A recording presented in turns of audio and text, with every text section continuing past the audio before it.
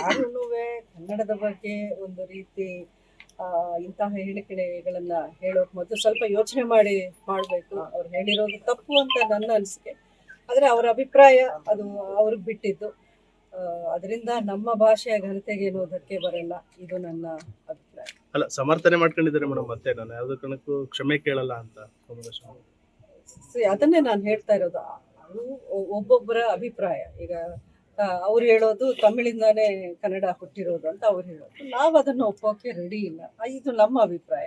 So ಇದು ನೋಡಿ, ನಾವು ಸಾವಿರಾರು ವರ್ಷಗಳ ಹಿಂದೆ ಯಾವ ಭಾಷೆ ಮೊದಲು ಬಂತು, ಯಾವುದು ಅನಂತರ ಬಂತು, ಯಾವ ಭಾಷೆಯಿಂದ ಇನ್ನೊಂದು ಭಾಷೆ ಬಂತು ಅನ್ನೋದು ಯಾರು ಇಲ್ಲಿ ಯಾರು ಎಕ್ಸ್ಪರ್ಟ್ಸ್ ಅಲ್ಲ.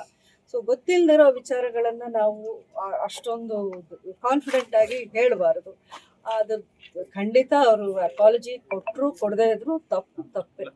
ಕನ್ನಡದಿಂದ ನಿಷೇಧ ಮಾಡಬೇಕು, ಅವ್ರನ್ನ ಬ್ಯಾನ್ ಮಾಡಬೇಕು ಅನ್ನೋದು ಕೂಡ ನೋಡಿ, ಕಲೆಯ ವಿಷಯಕ್ಕೆ ಬಂದಾಗ, ಈಗ ಒಂದು ಸಿನಿಮಾ ಅಂತ ಬಂದಾಗ ಅದು ಒಬ್ಬರಿಂದ ಆಗೋದಲ್ಲ. ಒಂದು ಸಿನಿಮಾ ಈಗ ಅವ್ರದ್ದು ರಿಲೀಸ್ ಆಗ್ತಿದೆ, ಅದರಲ್ಲಿ ಬರೀ ಅವರೊಬ್ಬರ ಎಫರ್ಟ್ ಇರಲ್ಲ. ಒಂದು ನೂರಾರು ಜನ ಸೇರಿದ್ರೆ ಒಂದು ಸಿನಿಮಾ ಆಗುತ್ತೆ. ಅದರಲ್ಲಿ ಎಲ್ಲ ಭಾಷೆಯವರು ಇರ್ತಾರೆ, ಕನ್ನಡದವರು ಇರ್ತಾರೆ, ತಮಿಳವರು ಇರ್ತಾರೆ, ತೆಲುಗುನವರು, ಎಲ್ಲ ಸೇರಿದ್ರೇನೆ ಒಂದು ಸಿನಿಮಾ ಆಗೋದು. ಒಬ್ಬರಿಂದ ಇಡೀ ಸಿನಿಮಾಗೆ ಅನ್ಯಾಯ ಮಾಡಬೇಕಾ ಅನ್ನೋದು ನಾವು ಚರ್ಚೆ ಮಾಡಬೇಕಾಗಿರುವಂಥ ವಿಷಯ ಆಗುತ್ತೆ. ಸೊ ಇದರಲ್ಲಿ ನಾನು ಜಾಸ್ತಿ ಇನ್ನು ಹೆಚ್ಚಾಗಿ ಮಾತಾಡಿ ಬೇರೆ ಏನು ಕಾಂಟ್ರವರ್ಸಿ ಮಾಡಕ್ಕೆ ಇಷ್ಟಪಡಲ್ಲ.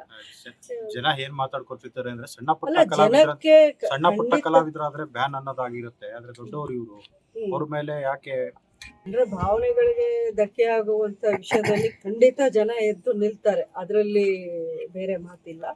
ಪ್ರತೀಕ್ಷಾ ಪ್ರಾಣವನ್ನೇ ಕಳ್ಕೊಳ್ಳೋ ಒಂದು ಅನಾಹುತ ನಡೀತು ಮಂಡ್ಯದಲ್ಲಿ. ನಿಜಕ್ಕೂ ಯಾರಿಗೂ ಆಗ್ಬಾರ್ದು ಇಂಥ ಒಂದು ಅನ್ಯಾಯ. ಇದನ್ನ ಯಾವ ಬೇಜವಾಬ್ದಾರಿಯಿಂದ ಹ್ಯಾಂಡಲ್ ಮಾಡಿದ್ರು ಪೊಲೀಸರು, ಆ ನಂತರ ಅವ್ರಿಗೆ ಯಾವ ರೀತಿ ಆ್ಯಕ್ಷನ್ ತಗೊಳ್ತಾರೆ, ಅಥವಾ ಇಲ್ಲಿ ನಮ್ಮ ಹಳ್ಳಿಗಳಲ್ಲಿ ಹೆಲ್ತ್ ಸೆಂಟರ್ಸಲ್ಲಿ ಡಾಕ್ಟರ್ಸ್ ಅವರ ಒಂದು ಬೇಜವಾಬ್ದಾರಿತನ ಇದೆಲ್ಲ ಕೇಳಿ ತುಂಬ ನೋವಾಗ್ತಾ ಇದೆ. ಯಾಕಂದರೆ ಮಗುಗೆ ನಾಯಿ ಕಚ್ಚಿದೆ ಅಂದರೆ ಲೋಕಲ್ ಆಗಿ ಅದಕ್ಕೂ ಟ್ರೀಟ್ಮೆಂಟ್ ಕೊಡೋಕ್ಕಾಗದೆ ಅಟ್ಲೀಸ್ಟ್ ಅದು ಏನು ಅಂತ ವಿಚಾರಿಸೋಕೆ ರೆಡಿ ಇಲ್ಲದೆ ಇರೋ ಒಬ್ಬ ಡಾಕ್ಟ್ರು. ಪೊಲೀಸರದ್ದು ಎಷ್ಟು ತಪ್ಪಿದೆಯೋ ಡಾಕ್ಟ್ರದ್ದು ಅಷ್ಟೇ ತಪ್ಪಿದೆ ಅನ್ನೋದು ನನ್ನ ಅನಿಸಿಕೆ.